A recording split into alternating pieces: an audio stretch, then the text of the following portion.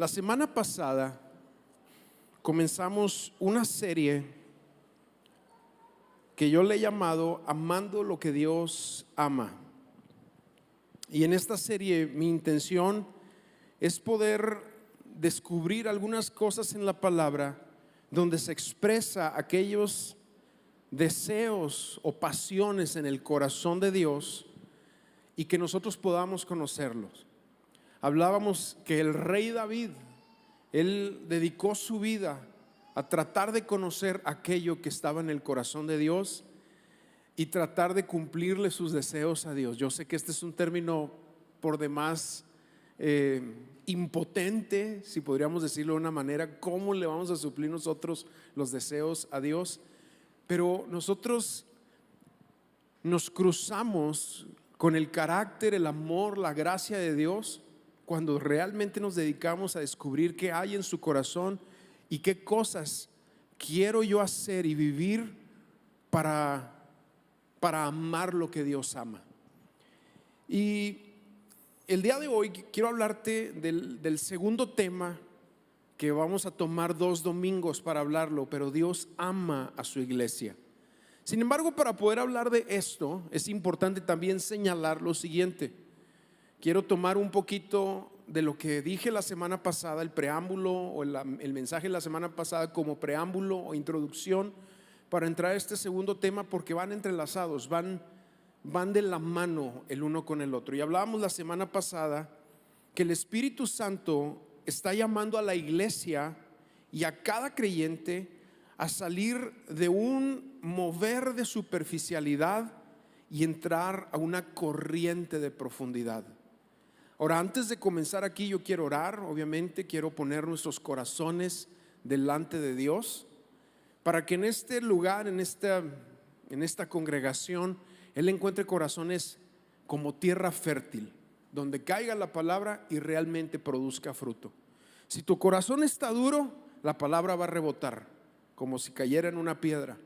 Pero si tu corazón está abierto para lo que Dios quiere hacer, créeme que la palabra va a caer ahí y va a producir un fruto hermoso en medio de nosotros. Amén.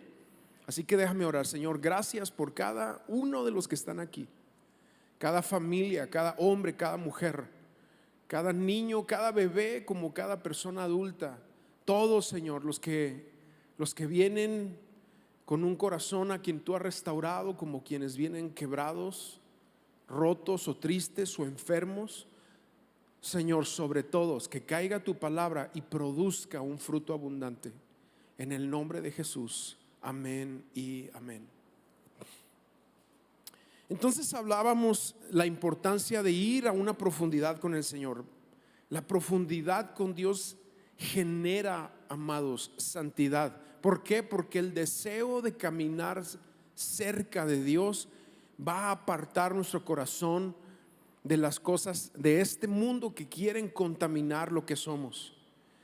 Y yo les había dicho también que la superficialidad en el creyente siempre te va a encaminar a una vida permisiva que termina en transgresión. Esta palabra se usa en la Biblia, significa cruzar la voz del Espíritu Santo, cruzar los preceptos de Dios. Transgredir significa ir hacia ese lugar, aunque seas creyente, que sabes que va en contra de lo que Dios ha escrito en su palabra. Y la superficialidad en el creyente, eso es lo que va a generar. La iglesia se tiene que cansar de una vida superficial, de mensajes superficiales, de entornos superficiales. Y la iglesia de los últimos tiempos, la iglesia que Cristo está llamando, será aquella iglesia que entre en un modelo de profundidad, de intimidad con el Padre, donde Él nos va a hablar y va a hacer cosas sorprendentes y sobrenaturales. Porque la profundidad te va a llevar a estar cerca del corazón de Dios y atento a la voz del Espíritu Santo, como lo leíamos en el Salmo 27, para contemplar tu hermosura. Y en contemplar la hermosura de nuestro Dios, en entrar a ese espacio, ese lugar secreto donde lo contemplamos a Él, ese es el lugar donde todo aquello que grita a nuestro oído y que nos quiere hacer preocuparnos, afanarnos o sentirnos de una manera que no podemos o lo que tú quieras, ese lugar va a hacer que Dios con su gloria haga que todo eso se derrita alrededor de nosotros, pero será en un espacio de profundidad. Y la superficialidad en el creyente nos va a llevar a un formato, a una manera, a una forma de cristianismo donde haces tratos con las corrientes de este mundo, y si bien algunas de ellas no son pecado, porque Hebreos nos habla que hay pecado, pero también hay pesos, y esos pesos son cosas que nos permitimos cargar, que nos estorban en nuestro caminar espiritual, nos estorban en el seguir a Cristo. Y la superficialidad, a final de cuentas, nos lleva a hacer concesiones con cosas que nos ofrece este mundo, pero que no están del todo bien, y que no están del todo no te van a edificar. También te recuerdo el mensaje de Jesús para los superficiales. ¿Te acuerdas? Lo leíamos ahí al final del Sermón del Monte, donde dice en Mateo capítulo 7, versículos 22 y 23. Y vienen estas personas, estos superficiales, con esta pregunta, argumento delante de Jesús, según ellos, para ser reconocidos y ser parte del reino, ser parte de su cuerpo. Y ellos dicen: no profetizamos en tu nombre, y en tu nombre no echamos fuera demonios, y en tu nombre hicimos muchos milagros. ¿Te fijas? Todo esto es superficial, no que esté mal. Yo no le estoy desacreditando. Todo esto son ministerios que están en la Biblia.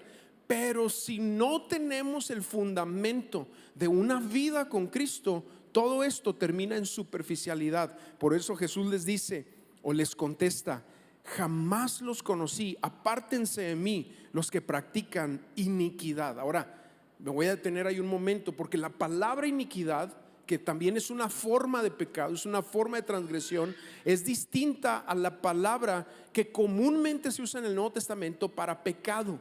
La palabra para pecado en griego es la palabra amartía, pero aquí usa otra palabra, que es la palabra anomía, que significa transgresores de los preceptos de Dios o de la voz del Espíritu, porque esos son los que practican iniquidad, de gente que se ha vuelto superficial y no le importa traspasar los preceptos de Dios. Ahora, ¿cuánta gente asiste a las iglesias que simple y sencillamente no son conocidos por Jesús?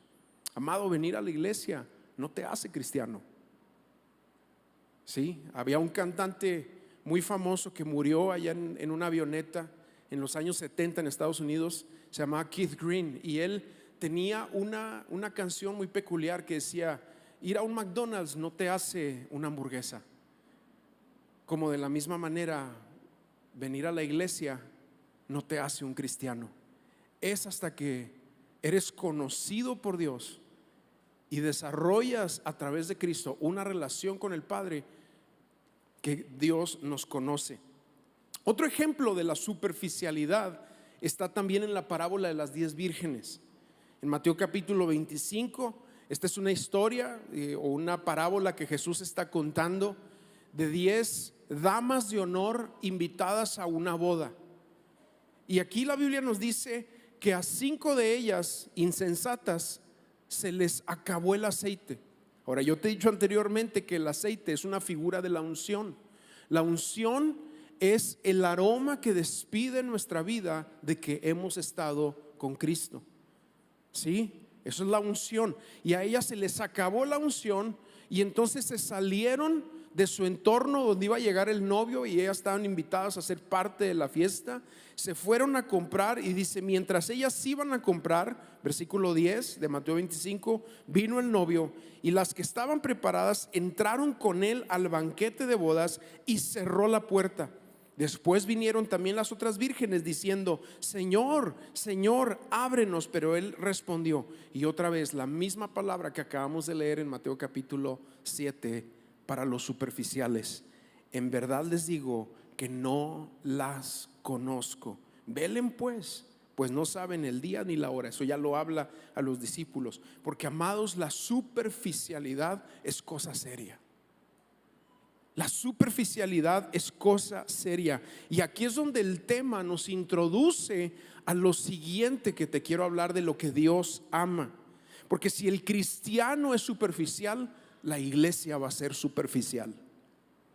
Ahora, quiero entrar al siguiente tema, porque yo les decía que hoy vamos a hablar de que el Padre ama a su iglesia. Sí, ese es mi punto número 1 aquí en el mensaje. El Padre ama a su iglesia. Y mira, Dios ama todas nuestras dinámicas.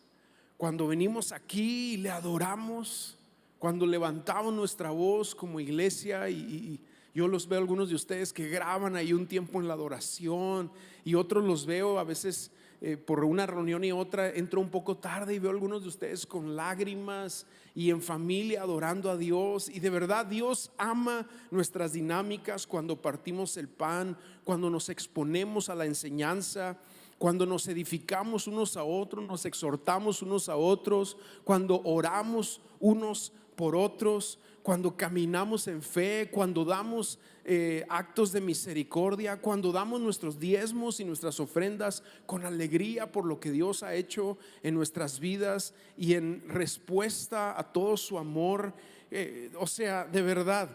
Y esas dinámicas que Dios ama de la iglesia, en las dinámicas orgánicas, Dios manifiesta sanidad, restauración, transformación, milagros. Es más, en las demás reuniones he hecho esta pregunta y quiero hacerla también aquí con ustedes. ¿Cuántos de ustedes en el último año han visto la mano de Dios, el favor de Dios, alguna sanidad, alguna restauración? El último año Dios te ha contestado una oración. A ver, levanta la mano. Mira, esto es testimonio nada más de las dinámicas que hay en la vida de la iglesia. Las dinámicas, decía, de transformación, de milagros, porque Dios está ahí. Y cuando Dios manifiesta esto, somos discipulados. Nuestro corazón está siendo discipulado y Dios ama esto. Hace unos días veía un documental y esto es como un anuncio científico, paréntesis científico. Veía un documental que está estadísticamente comprobado que las personas que van a la iglesia y participan de sus dinámicas viven 7 años más que las personas que no van a la iglesia. ¿Quién dice amén a esto? Fíjate, esto es bien importante porque es algo que está comprobado, que quienes se involucran en la iglesia, participan de sus dinámicas, son más longevos. ¿Por qué? Porque en tu vida, en tu salud, se libera algo cuando dejas de pensar solamente en ti y empiezas a pensar más en aquellos que están alrededor de ti. Está estadísticamente comprobado. Entonces, amados, el Señor fundó a la iglesia, Él la ama. La primera vez que se menciona la palabra iglesia en la Biblia es por boca de Jesús. Él es quien la fundó, Él la ha hecho crecer, Él la ha sostenido a lo largo de la historia, a lo largo de los siglos.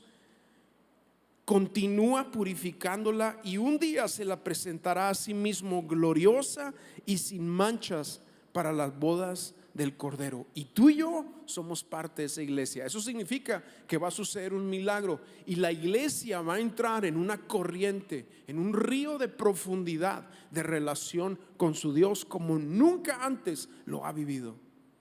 Amén. Dios ama a su iglesia aún por encima de su condición, porque el amor de Cristo por la iglesia es descrito por Pablo como un misterio.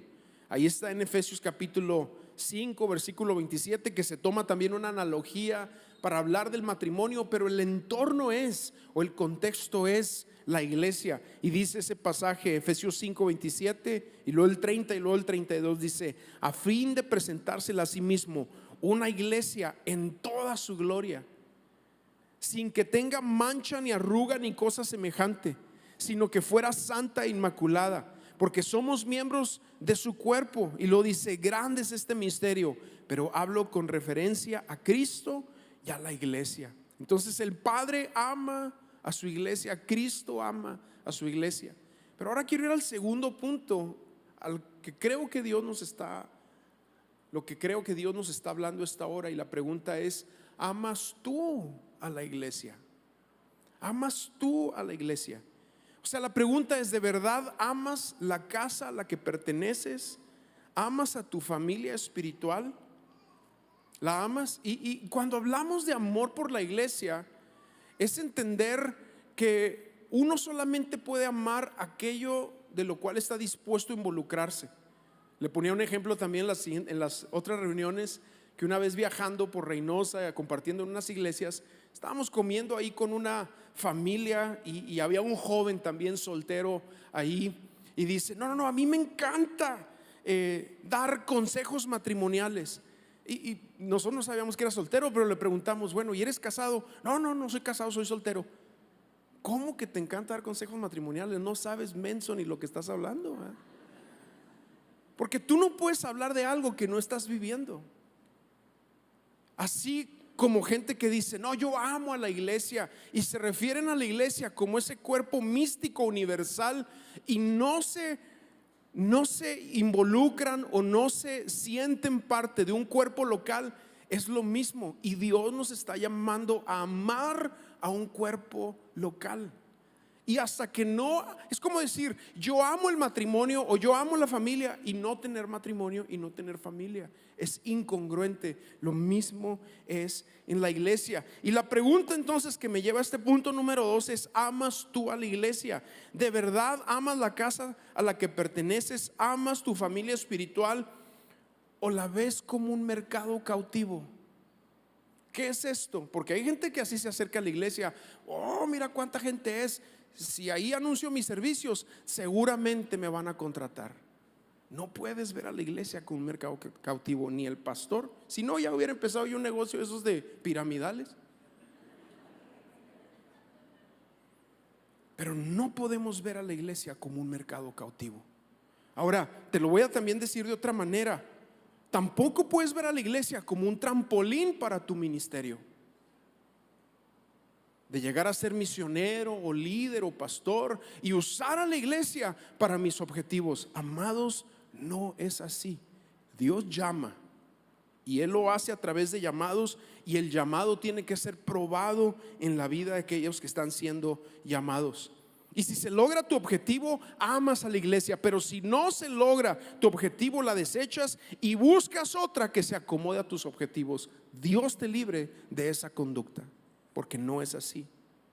Ahora, la palabra iglesia que aparece primera vez en Mateo 16:18, esto es importante también recalcarlo, cuando Jesús de su propia boca dice, yo también les digo que tú eres Pedro, y sobre esta roca edificaré mi iglesia, y las puertas del Hades no prevalecerán contra ella. Aquí hay mucha enseñanza y voy a dejar esto para la próxima semana. Pero la palabra iglesia es la palabra eclesia, que significa asamblea.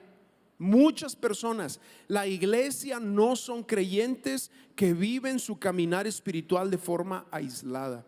Eso no es iglesia. La iglesia es este conjunto imperfecto de personas con muchos rollos, problemas y situaciones, en donde Dios, en su misericordia y para su gloria, decide manifestar su presencia. Así que la iglesia es un ámbito donde una comunidad de creyentes se pone de acuerdo y ejerce autoridad y poder espiritual a través de la unidad. Primera de Corintios 12:12 lo dice así: porque así como el cuerpo es uno y tiene muchos miembros, o sea, la iglesia son muchos, no soy yo solo contra el mundo, el llanero solitario, eso no existe, eso no es iglesia. La iglesia es un grupo de personas en una estructura donde Cristo es el pastor de la iglesia, y Él establece un liderazgo, y Él funciona a través de esto para edificar nuestras vidas y hacernos de bendición a este mundo. Muchos usan esa excusa de que la iglesia no es el cuerpo de Cristo para dejar de congregarse. Pero en realidad muchas veces lo que hay más profundo es problemas que ellos tuvieron anteriormente. Ahora, me encanta también ver cómo Jesús en Apocalipsis se mueve en medio de una iglesia que tiene muchos problemas. Porque así es Jesús. Ama a la iglesia con pasión y no la suelta, porque la ama, y el verdadero amor todo lo sufre, todo lo espera, es probado en momentos difíciles y siempre vence. Esto me lleva a mi punto número 3, que es otra pregunta: ¿qué es lo que observas primero en tu congregación? ¿Sus errores o sus aciertos? ¿Qué es lo que primero resalta en tu corazón en la vida de la iglesia?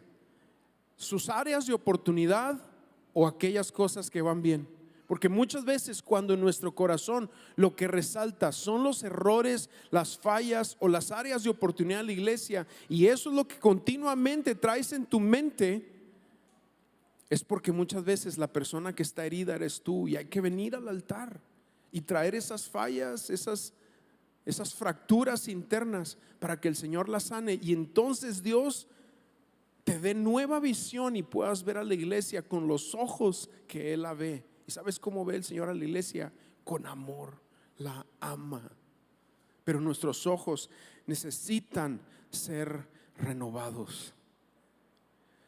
¿Sabes que muchas veces Dios deja que seas ofendido para exponer si en tu corazón hay misericordia o queja, juicio o intercesión, amor o indiferencia? Dios permite momentos difíciles con la iglesia para mostrar cuánto la amas, como Dios permite momentos difíciles en el matrimonio para ver si lo que tenemos es amor, es un pacto o son puras ganas pasajeras. Y Dios siempre nos llama la atención y lo hace de acuerdo con nuestro propósito, con lo que Él quiere hacer con nosotros como individuos, pero también como iglesia. Por ejemplo, en los pescadores Él vio apóstoles, en un endemoniado vio un evangelista, en un fanático radical vio un apóstol que daría la enseñanza para la iglesia. Y de la misma manera Él nos ve a cada uno de nosotros, y Él ve a su iglesia de acuerdo al propósito que Él tiene para tu vida y el propósito que tiene para nosotros como congregación. Amén. Entonces, si observas errores en tu congregación, toma el camino del amor transformador, porque el amor todo lo transforma. En el matrimonio, cuando empiezas a enfocarte más en los errores de tu cónyuge que en el amor de Dios hacia ti y en el amor que quiere desarrollar en medio de nosotros, es cuando las cosas van cambiando. Pero si yo me levanto viendo los errores y viendo las fallas y viendo eso, olvídate, el matrimonio va para abajo. Lo mismo es en la iglesia, en la vida de la iglesia. Yo necesito que Dios transforme mi visión, así como necesito que Dios transforme mi visión matrimonial o de familia. Yo necesito que Dios transforme mi visión en cuanto a vida de iglesia para poder caminar con sanidad. Y punto número 4 es otra pregunta que a lo mejor parece curiosa, rara, pero tiene que ver totalmente con la vida de la iglesia. ¿Cuántas veces has bebido y comido indignamente? ¿Qué es esto? Déjame te explico. En este pasaje de 1 Corintios 11, el apóstol Pablo está explicando lo que es la dinámica de la cena del Señor. La cena del Señor no es nada más un sacramento que tomamos una vez cada 2-3 meses, sino que es el ejercicio de la práctica donde juntos nos sentamos a recibir la palabra de Dios. Y yo decía ahorita, las dinámicas de la iglesia de oración, todo eso es el partimiento de pan que puede ser considerado como cena del Señor en la vida de la iglesia. Y aquí dice este pasaje así, y lo quiero leer puntualmente. Dice 1 Corintios 11, 29 y 30: porque el que come y bebe sin discernir correctamente el cuerpo del Señor, come y bebe juicio para sí. Por esta razón hay muchos débiles y enfermos entre ustedes, y muchos duermen. Ahora, me quiero ir un poquito adelante, porque aquí usa una palabra muy importante. Dice, porque el que come y bebe sin discernir. ¿Qué es esto? La palabra discernir es sin tener entendimiento espiritual de nuestros actos.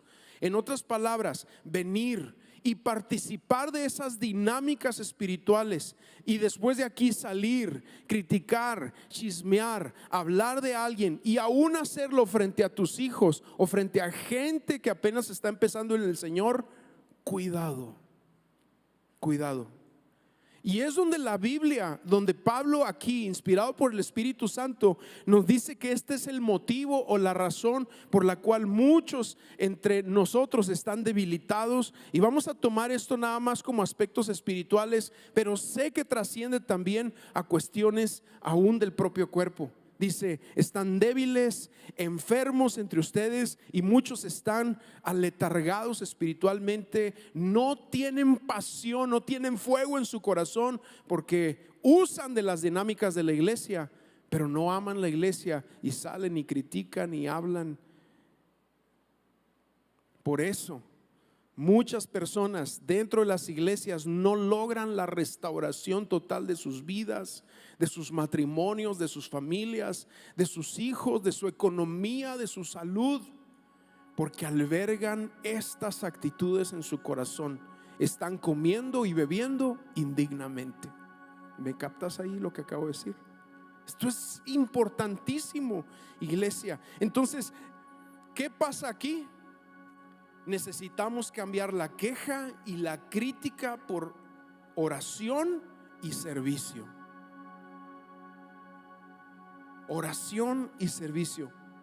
Mira, cuando nosotros vemos el ejemplo en Saulo de Tarso, que iba con cartas del templo y de las líderes en Jerusalén para asolar a la iglesia, según él estaba haciendo la obra de Dios. Y Jesús se topa con él en el camino a Damasco y lo confronta y le dice: Saulo, Saulo, ¿te acuerdas? Saulo, Saulo, ¿por qué me persigues? No le dice: Saulo, Saulo, ¿por qué asolas a la iglesia y la maltratas? ¿Y por qué mataste a Esteban? No, le dice Jesús en primera persona: Saulo, Saulo, ¿por qué me persigues?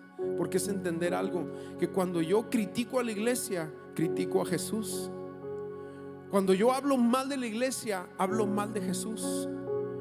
Y la iglesia somos todos, Yo tampoco no me estoy poniendo en primera persona. Algún día yo no seré el pastor y no estoy anunciando mi retirada tampoco. Simple y sencillamente la vida avanza y así es. Y criticar a la iglesia, hablar en contra de la iglesia, demandar a la iglesia, aunque haya errores de hombres, es criticar, es hablar, es hacerlo en contra de Jesús. Y eso es lo que viene Jesús y confronta a Saulo y le dice: ¿por qué me persigues? Ahora, yo te digo esto también. Yo no he conocido a una familia que haya intentado algo contra la iglesia que le haya ido bien. Todas son, como dice Pablo, gente que está enferma, debilitada, mal en sus matrimonios, mal en su economía, tóxicos en sus dinámicas, porque no han entendido lo que significa el amor del Padre, el amor de Cristo por su iglesia. Amén. Ahora quiero terminar con esto. Posiblemente, y yo sé que muchos de ustedes vienen de otras iglesias y a lo mejor vienes dañado, a lo mejor vienes con alguna herida por algo que sucedió, por algo que el liderazgo habló, por algo que el pastor hizo, y a lo mejor tú ni la debías ni la temías, pero saliste salpicado y yo no sé.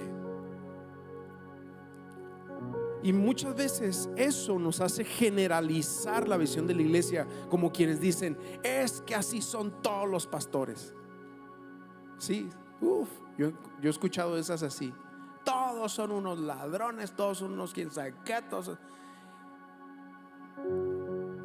Pero muchas veces esas opiniones que salen de la boca es porque tu corazón está herido. E independientemente de que hayan pastores que hagan ese tipo de cosas, tú crece y avanza a soltar y a perdonar para que la bendición caiga sobre tu vida. Porque el Padre, aunque haya pastores, hombres y mujeres que se equivoquen, Él sigue amando a su iglesia. Amén. Entonces, si nosotros nos vamos a mover hacia un mover, nos vamos a ir hacia un mover de profundidad, vamos a amar a la iglesia, a amar lo que Dios ama. Así como dice en Apocalipsis 22:17 al final de la Biblia, el espíritu y la esposa, o sea la iglesia, dicen ven. ¿Por qué no nos ponemos de pie y por un momento tomamos tiempo? Y ahorita no terminé lo que quería decir, pero si algunos de ustedes vienen de alguna iglesia en la cual te hirieron o saliste en desacuerdo, lo que tú quieras, yo te recomiendo algo. Yo sé que ya estás aquí, estás viniendo, eres parte de lo que está haciendo aquí Dios en amistad, pero yo te animo a que tú consigas el teléfono de tu pastor, que era tu pastor, o su correo, y mándale una carta. Dile: pastor, gracias por el tiempo que invertiste, gracias porque me edificaste, te bendigo y deseo que Dios bendiga tu ministerio. De verdad, hazlo y tú vas a ver cómo Dios te libera a ti de muchas cosas también. Amén. Pero vamos a tomar tiempo ahorita para orar por la iglesia. Normalmente terminamos este tiempo orando por necesidades que tú tengas, pero hoy vamos a bendecir a la iglesia. Hoy cierra tus ojos y bendice a la iglesia. Y bendecir a la iglesia es bendecirte a ti mismo, porque tú eres parte de ella. Tú eres, dice Pedro, que somos piedras vivas en ese edificio vivo. Padre, en el nombre de Jesús bendecimos a tu iglesia aquí en Saltillo y aquí en Amistad. Bendigo esta casa, esta familia, esta comunidad local de la que me permite ser parte. La bendigo. Ahí donde estás, bendícela. Vaya, ora por ella un momento y bendícela. Bendice a la iglesia. A lo mejor no acostumbras a hacer esto, pero es importante que aprendamos a orar por la iglesia de la que somos parte. Bendice, Señor, bendice su enseñanza, bendice su economía, bendice su influencia, bendice a sus líderes, bendice a tu iglesia en el nombre de Jesús. En el nombre de Jesús oramos por la iglesia. ¿Por qué no cantamos un momento adorando a Jesús? Él es el pastor de la iglesia. Su nombre yo proclamaré, eternamente te cantaré, Señor, Señor mi Dios. Alabaré al Señor mi Dios, su nombre proclamaré, eternamente te cantaré, Señor, Señor mi Dios. Alabaré al Señor mi Dios, su nombre yo proclamaré, eternamente te cantaré, Señor, Señor mi Dios. Señor, te damos gracias por la iglesia y oramos por la iglesia en Saltillo. Oramos por la iglesia en las naciones. Oramos por la iglesia perseguida. Oramos por la iglesia que está en las misiones. Oramos, Señor, por la iglesia tanto en las ciudades grandes como en los pequeños pueblos y rancherías. Oramos, Señor, para que tú bendigas a tu iglesia. Pero hoy tomamos tiempo también para orar por amistad. Por amistad aquí en Saltillo, la bendecimos. Gracias por cada persona, cada niño, cada niña, cada bebé, cada anciano, cada hombre, cada mujer. Señor, para que tu gracia se derrame y te muevas en medio de tu iglesia. Trae sanidad al que está enfermo. Trae restauración al que está mal en su interior, al que está roto, al que está quebrado. Trae vida al que está muerto, Señor, en medio de nosotros. Trae luz al que ha quedado ciego espiritualmente. Muévete en nosotros. Tu palabra lo dice, que donde 2 o 3 se reúnan en mi nombre, ahí estaré yo en medio de ellos. Así oramos, que tú traigas, Señor, restauración, sanidad, salud, prosperidad, ayuda en medio de tu iglesia, en el nombre de Jesús. Pero que encuentres hoy a hombres y mujeres, individuos dispuestos a ir al secreto, ir a profundidad contigo. En el nombre de Jesús, Padre, oramos. Amén y amén. Amén.